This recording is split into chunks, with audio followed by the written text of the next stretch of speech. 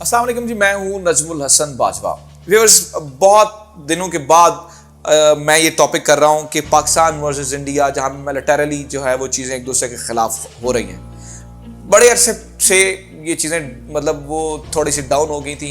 ये हम समझ रहे थे कि शायद चीज़ें जो है वो अब स्मूथ हो गई हैं। मतलब जितनी वो, वैसे तो ये फायरिंग होती रहती है LOC के ऊपर, इधर के फायर उधर जाते रहते हैं, उधर के फायर इधर आते रहते हैं। मतलब जब वो इंडिया कुछ जो है वो करने की कोशिश करता है, थोड़ा बहुत एडवेंचर, तो पाकिस्तानी जवाब दे, मतलब फायरिंग होती रहती है।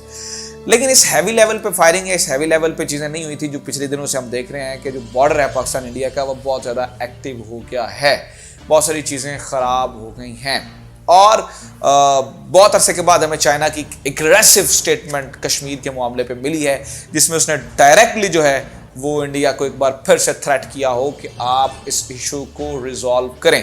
इसके बैकग्राउंड में कुछ चीज़ें हैं, इसके बैकग्राउंड में कुछ मामलात हैं, वो आज हम डिस्कस करेंगे कि एकदम से ऐसा क्या हुआ है।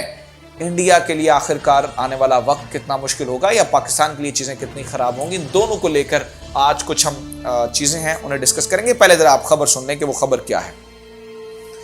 खबर ये है कि जनाब, ये अखबार छापता है, रिजॉल्व कश्मीर इशू पर UNSC रेजोल्यूशन, यानी कि United nation security council resolution के मुताबिक आप कश्मीर का मामला हल करें। ये चाइना ने कहा है पाकिस्तान और इंडिया को, यानी कि इंडिया को डायरेक्टली जो है वो सीधी सीधा उसके ऊपर जोर दिया है। उसे आप ये कह सकते हैं, ये लफ्ज़ इस्तेमाल कर सकते हैं कि एक बार फिर से थ्रेट किया है कि भाई आप जो है वो कश्मीर के मामले पर जो है वो यूनाइटेड नेशन सिक्योरिटी काउंसिल की करारदादें जो मौजूद हैं उनके मुताबिक मामला हल करें। इसका थोड़ा सा अभी चाइना को एकदम से ये स्टेटमेंट क्यों देनी पड़ी, ये मैं आपको थोड़ा सा बता देता हूँ। इससे पहले व्यूअर्स, हालात एकदम से बड़े ख़राब हो गए, बहुत सारी चीज़ें ख़राब हो गई।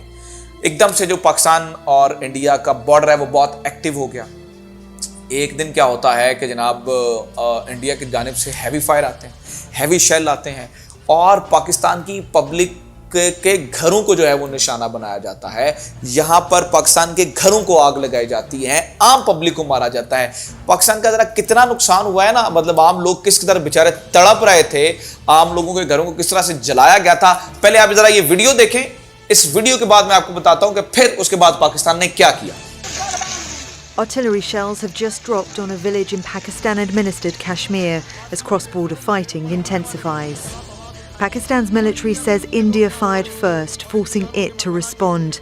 IGP सेक्टर के हमारे जो गांव आज अफेक्ट हुए हैं, Many civilians have been injured. Those seriously hurt have been moved to the district hospital. Pakistan has summoned a senior Indian diplomat to protest what it calls India's latest violation of a 2003 ceasefire agreement, an accusation India denies. Unless the two countries engage in meaningful discussion, Kashmiri families will continue to suffer on either side of the disputed border. Victoria Gatenby, Al Jazeera. तो viewers, ये video आपने देखी जिसमें आपने ये देखा कि आम शहरियों के घरों को आग लग गई, उनकी पूरी जिंदगी का जो है वो सरमाया जल गया। तो एकदम से जो है वो एक दिन इंडिया की जानिब से हैवी फायरिंग, हैवी शेलिंग शुरू हो गई। इसके जवाब में पाकिस्तान ने ये किया कि पाकिस्तान ने इंडियन पोस्टों को टारगेट किया। टारगेट करके पाकिस्तान ने उनकी पोस्टों को के ऊपर जो है वो फायर किए और डायरेक्टली जो है उनके जवानों पे हमला किया, ना कि वहाँ की पब्लिक। चूंकि वहाँ पे देखिए मुसलमान है, पाकिस्तान ये नहीं कर सकता ना कि LOC की दूसरी तरफ आम पब्लिक को जो है वो निशाना बनाए। तो पाकिस्तान ने डायरेक्टली उनकी पोस्टों पे हमला किया। उसकी भी वीडियोस मौजूद हैं, पहले जरा आप वो वीडियोस देखें, फिर मैं आपको ये बताऊं कि ये बात यहाँ तक कैसे पहुंची। वीडियो देखें जरा। Pakistan has destroyed 2 Indian military posts and killed 4 Indian soldiers, according to the Pakistani military.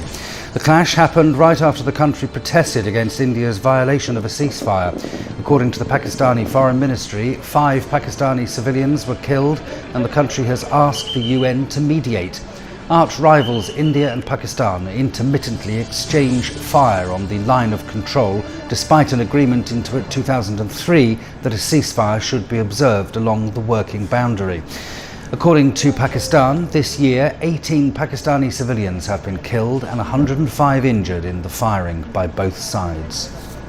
तो व्यूअर्स, वीडियो आपने देखी है कि पाकिस्तान ने कितना जो है वो टारगेट करके उनकी पोस्टों पे जो है वो हमले किए और उनको एक हैवी नुकसान जो है वो पहुंचाया। अब बात करते हैं कि ये हुआ क्या। हुआ व्यूअर ये कि पिछले कुछ दिनों से हम ये देख रहे हैं कि कश्मीर में एक मूवमेंट जो है वो दोबारा से स्टार्ट होती नजर आ रही है। जितना इन्होंने दबा के रखा हुआ था इंडियन आर्मी ने कश्मीरियों को, जितना इन्होंने जो है वो चीज़ें ख़राब करके रखी हुई थी, इन्होंने कर्फ्यू की सूरत हाल निपटाई हुई थी, यहाँ पर मतलब बाहर निकलना मुश्किल था।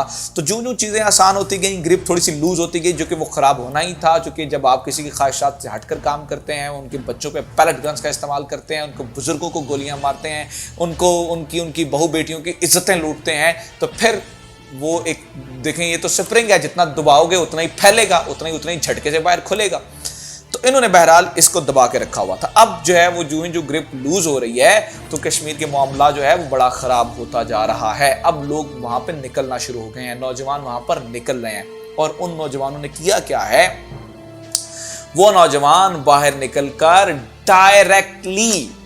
डायरेक्टली जो है वो अब इनके खिलाफ आ गए हैं। पिछले दिनों में इन्होंने उनके को 5-6 फौजी मार दिए, उन मुजाहिदीन ने जिनको ये हमले कर रहे थे। डेफिनेटली जब आप रोज उनके बंदे मारोगे तो वो भी आपके ऊपर अटैक करेंगे, आपको मारेंगे। तो जब 5-6 बंदे मार दिए तो इंडिया हो गया खास बाख्ता। एक तरफ से चाइना से कुट खा रहा है, एक तरफ से जो है वो पाकिस्तान से निपटा हुआ, और एक तरफ से जब मुजाहिदीन ने भी उठ के इनके फौजी मारना शुरू कर दिए तो फिर इंडिया फ्रस्ट्रेटेड हो गया और इसने कहा जी अब हम पाकिस्तान को एक सबक सिखाएंगे। सुबह इंडिया उठता है और उसने एक जो है वो फायर खोल दिया। फायर खोल के जो है वो इन्होंने पाकिस्तान के आम घरों को निशाना बनाया। जवाबन पाकिस्तान ने इनकी पोस्टों को निशाना बनाया। फिर पाकिस्तान ने क्या किया, एक मजे की बात आपको बताता हूं। पाकिस्तान ने फिर वो जो प्रेस कॉन्फ्रेंस मैंने आपको जिसके सारे पॉइंट्स दिए थे, पाकिस्तान ने वो तमाचा मारा जिससे चीजें इंडिया के लिए बहुत खराब हो गई। वो कैसे? पाकिस्तान ने जो डोजियर दिया उसमें A to Z सारी तफसीलात दी, उसमें वॉइस नोट्स थे, उसमें चीज़ें थी। अच्छा, मैं उसकी वो जो कवर की ना, मतलब मैं ये चाह रहा हूँ कि थोड़ी सी वो आप सुने, वो भी कि उसमें जो सबूत दुनिया के सामने पाकिस्तान ने रख दिया कि ये किस तरह से इन्वॉल्व है। ज़रा वो सुने, मैं 2-4 वॉइस नोट सुन लें कि किस तरीके से ये एक दूसरे पे ये मतलब पाकिस्तान में हमले करवाते हैं। वो ज़रा सुने, फिर उसके बाद मैं आपको बताता हूँ कि फिर क्या हुआ। By the operative from Indian Intelligence Agency, its video clip is being played now. चला गया। हाँ ठीक है, देख लो ये है ना, इसको दबाया। हाँ ये मैं समझ गया। हाँ ये हो गया। उसके बाद ये आराम आ गया, इसके ऊपर क्या करना, आपने दबाया। जी तो इसमें आपके उसके बिल्कुल सामने होना चाहिए, मतलब आमने सामने। ये है कि दूर हो लेकिन वो चीज आपके सामने होनी चाहिए, जो डब्बा ना दूसरा। जी भैया। ठीक है, वो इसके नजदीक जब आएगा, सामने होगा, तो ये इसमें एक लिखा हुआ आ जाएगा। जी चेक करने के लिए। इधर आगे पार्टी, इधर नीचे लिखा हुआ फायर। जी ठीक है, हाँ लिखा हुआ। ये फायर दबा देना, ये फायर दबा देना। An Indian officer explains the method for planting an IED. Just listen to this. Simple सा तरीका तुमने फॉलो करना है।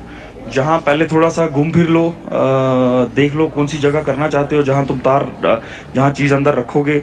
ऐसे वक्त पे जब बंदे थोड़े बाएं दाएं हों, फिर उसके ऊपर कोई बोरी शोरी रख लो, फिर तार खींच के बाहर लाओ और फिर जगह पे बैठो। तो उस जगह का तुमने एक वीडियो बना लेना है, अच्छा वीडियो बनाना है कि भाई ये जगह है। तो जितने ज़्यादा होंगे बंदे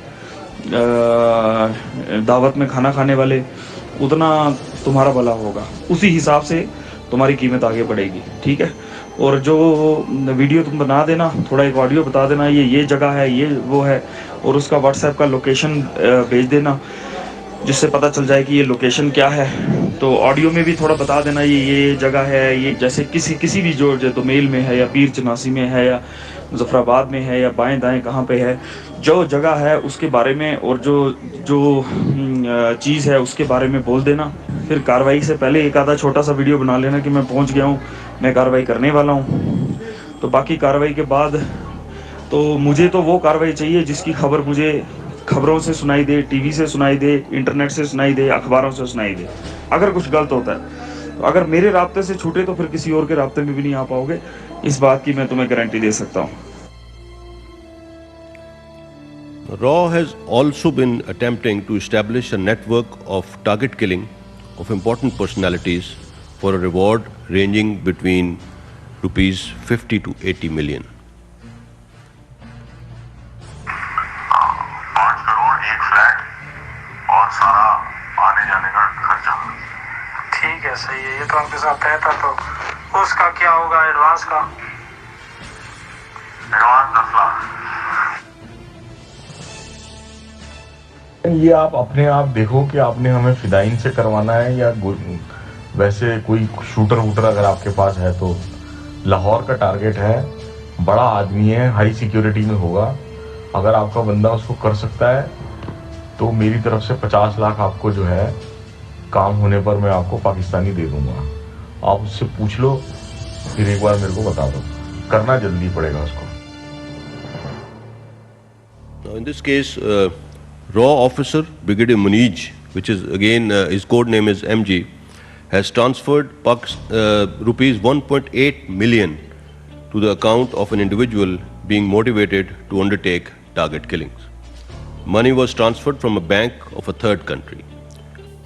तो जब हुआ ये कि पाकिस्तान ने ये डोजियर दुनिया को दिया तो इंडिया की सुबकी बहुत ज्यादा हुई और उसी डोजियर को लेकर इस नीचे स्टेटमेंट के नीचे चाइना ने इंडोर्स किया कि दहशतगर्दी को चाइना उसकी मजम्मत करता है और उसकी वजह से जो है वो चाइना ने ये नई स्टेटमेंट दी है। और तो एक तरफ से तो चाइना पाकिस्तान इस तरफ से इंडिया को प्रेशराइज कर रहे हैं कि दुनिया में इसका काम खराब कर रहे हैं। दूसरा, मुआशी तौर पर तबाह करने को चाइना की तैयारी हो चुकी है। वो कैसे, सुने। RCEP जो है वो एक बड़ा तिजारती इत्तेहाद बना है। 15 मुल्कों का दुनिया का सबसे बड़ा ये तिजारती इत्तेहाद है। ये यूरोपीय यूनियन से भी बड़ा तिजारती इत्तेहाद है जिसमें चाइना भी मौजूद है, जिसमें पाकिस्तान भी मौजूद है, लेकिन 2 कंट्रीज मौजूद नहीं है। इसमें ना अमेरिका मौजूद है ना इंडिया मौजूद है। तो इस इंडिया की इकोनॉमी को सिक पहुंचाने के लिए ये इतना बड़ा हथियार है जहां पर टैक्स फ्री ट्रेड होगी, जहां पर जो है वो रूल्स ऑफ द रीजन लगेंगे, यानी कि जो यहां से पाकिस्तान से चीज जाएगी चाइना में या उन सारे मुल्कों में तो उसके ऊपर टैक्स नहीं लगा करेगा। तो इस वजह से इतना बड़ा तिजारती इत्तेहाद है जो टेलीकम्युनिकेशन, मालियाती सर्विस, ई कॉमर्स, हर जगह पर जो है वो धूम मचा देगा, जिसकी वजह से इन सारे मुल्कों की मैशत हो जाएगी स्ट्रांग और इंडिया को ये कुल मिलाकर एक बड़ा नुकसान और इंडिया के लिए ये चीजें जो है मुश्किल है। मैंने ये कहा कि आपको मैं इस एपिसोड में ये सारी तफसील बता दूं कि right now India Pakistan border पे क्या हो रहा है और चीजें इतनी एक्टिव क्यों हैं। तो मैंने कोशिश की कि मैं इंफॉर्मेशन से भरपूर ये एपिसोड बना सकूं। अगर आपको एपिसोड पसंद आया, इंफॉर्मेशन इसमें लगी है, दोस्तों तक शेयर करें, कमेंट्स में जरूर करें और हमारे चैनल को सब्सक्राइब जरूर करें। Thank you very much. मेरी तमाम दोस्तों से, देखने वालों से ये गुजारिश है कि नजमुल हसन बाजवा साहब हमारे बड़े अच्छे दोस्त हैं, बड़े ज़बरदस्त जर्नलिस्ट हैं। इनके चैनल को लाइक करें, सब्सक्राइब करें, दोस्तों के साथ शेयर करें और इनके चैनल का ख्याल भी रखें।